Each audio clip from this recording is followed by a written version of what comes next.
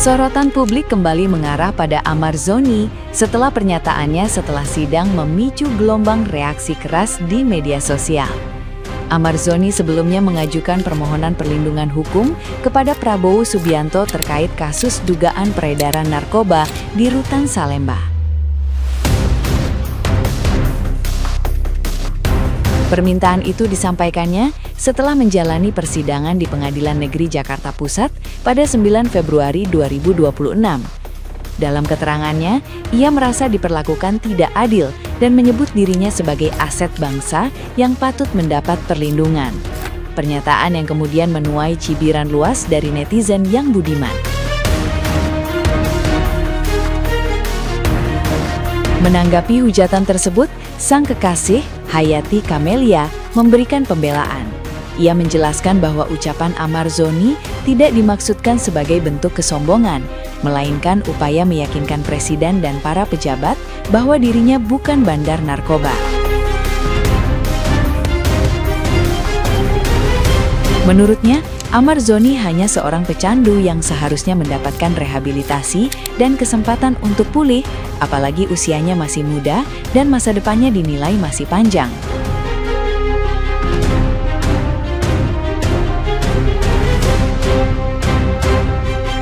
Nah, gimana nih menurut netizen yang terhormat? Silahkan berkomentar ya. Dari sini kita belajar bahwa keseriusan tidak selalu ditunjukkan dengan janji manis, tapi dengan keberanian menyampaikan niat yang jelas dan bertanggung jawab. Ucapan Ahmad Zoni itu sederhana, tapi bermakna. Saat seseorang benar-benar serius, ia tidak bermain di perasaan, ia berani melibatkan keluarga, berani menyampaikan niat baik dan tidak menggantungkan. Aduh, jadi baper lagi nih gue guys. Serasanya kayak nonton film gitu. Lama banget dipeluknya, Ayo, siapa dari kalian yang gak baper ngelihat episode ini? Aku yakin kalian tuh pasti baper banget ya kan. Aku gak mau komen apa-apa dulu. Aku hanya menikmati pelukannya Bang Ahmad Zoni yang panjang kali durasinya itu ya kan. Ahmad Zoni kembali menjalani sidang atas kasus peredaran narkoba di Rutan Salemba pada Kamis 12 Februari di Pengadilan Negeri Jakarta Pusat. Ahmad memakai kemeja putih dengan slayer pink bertuliskan "Semakin ditekan, semakin melawan" diikat di lengan kirinya. Dalam persidangan kali ini, emosi Ahmad meledak. Ia melawan dengan protes ketika mantan Kanit Reskrim Polsek Cempaka Putih, AKP Yosi Januar memberikan kesaksian. Ahmad nggak terima anak-anaknya disebut di persidangan. Setelah sidang selesai, Ahmad menangis di pelukan kekasihnya, Dr. Kamelia dan ibu angkatnya, Titik Haryanti. Dia merasa difitnah. Bagaimana pendapat kalian? Silahkan tulis di kolom komentar. Kelanjutan kasus Ahmad Zoni kali ini berlangsung cukup panas. Ahmad Zoni yang beberapa kali persidangan terlihat tenang, namun kali ini membara. Pernyataannya begitu meronta-ronta, seakan menuntut keadilan dari pihak pengadilan.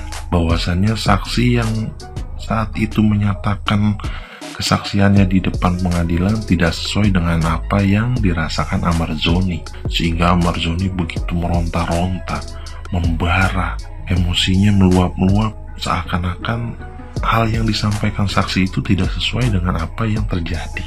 Ya, gue pribadi sih gak berani ya mengatakan Ahmad Zoni salah atau benar, karena memang riwayatnya pernah melakukan kesalahan yang sama. Cuman kalau dilihat dari sisi pernyataan Ahmad Zoni depan persidangan itu yang berkata sekeras itu, seolah-olah mengatakan Ahmad Zoni itu memang tidak bersalah dan dituduh bersalah gitu. Karena orang berani ngomong sekencang itu di depan hakim, di depan saksi, di depan jaksa, depan semuanya, depan media, itu menyatakan keberaniannya dia atas tuduhan yang disangkalkan kepada beliau.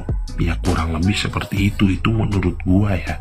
Kan kalau analisis dari segi hukum kan berbeda-beda. Ya dari gue pribadi berdoa kalau memang seorang Ahmad Zoni ini tidak bersalah, semoga Ahmad Zoni benar-benar mendapat keadilan dan semoga secepatnya bebas.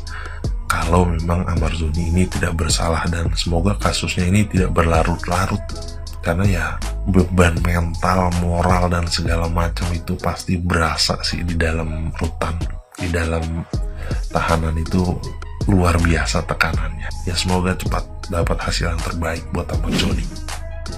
Wadidaw, dari kasus Amar Zoni kita bisa menyimpulkan siapa yang berani speak up dialah yang harus dibungkam.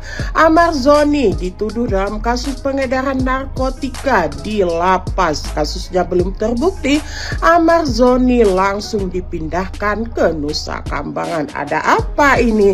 Ternyata Amar Zoni bukan hanya sekedar narapidana, tetapi ancaman terbesar bagi pihak lapas karena Amar Zoni mengetahui sindikat pengedaran narkotika yang bekerja sangat aktif di lapas dan itu di-ACC oleh pihak lapas.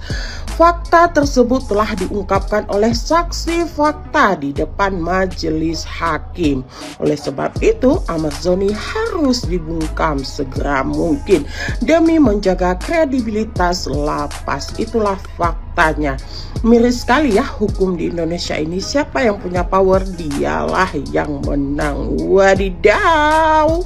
Seharusnya Amar Zoni tidak harus dipindahkan ke Nusa Kambangan. Tapi mau gimana lagi? Lapasnya tidak bisa menerima Amar Zoni karena apa? Takut terkuak bobroknya lapas tersebut. Wadidaw. Wadidaw, akhirnya Amar Zoni membantah pernyataan saksi yang menyatakan dirinya sebagai bandar narkotika di lapas. Hingga Amar Zoni meminta ya bukti-bukti akurat perihal pernyataan saksi tersebut. Namun pihak majelis hakim menyatakan benar ataupun tidak, terbukti ataupun tidak, hanyalah ketuk palu yang dapat memutuskan hukumannya Amar Zoni. Waduh, meledak gak tuh?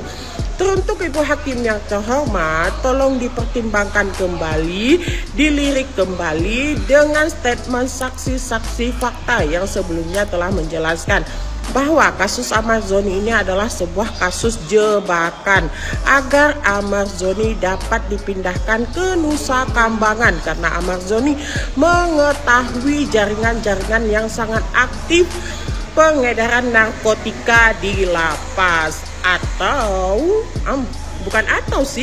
Apa jangan-jangan bandar tersebut ada kaitannya dengan lapas, atau jangan-jangan bandar tersebut pihak lapas. Waduh, meledak gak tuh? Wadidaw.